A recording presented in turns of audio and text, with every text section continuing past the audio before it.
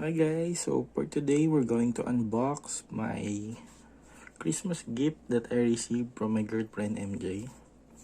So pinadala niya to a week before Christmas. Then nabuksan ko na yung box, pero yung pinaka item hindi ko pa na bubuksan. So yeah, in-order niya sa Bistock from Shopee. Okay, buksan na natin. But before that, I would like to give a shout out and give thanks to Sir Thanny for giving me the sticker of the Pinoy Toy Vloggers community. So ako yung gumawa nitong logo. Nagpa-contest dun sa group. Then ito yung napili nila. So yan. If you're an aspiring vlogger na ang niche ay about toys, so check nyo tong group na to. Marami kayong matututunan dito.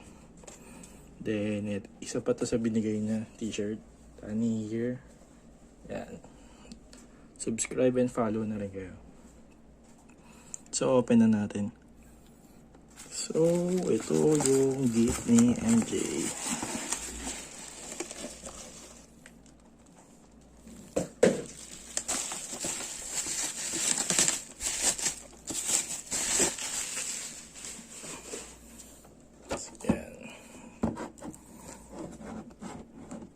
So, si Bro Thor from the Avengers Endgame.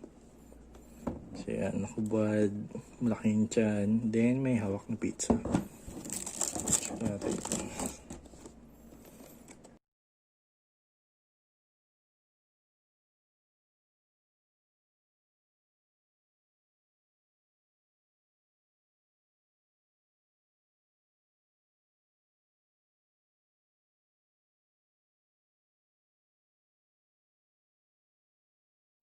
So here's Bro Thor outside of the box.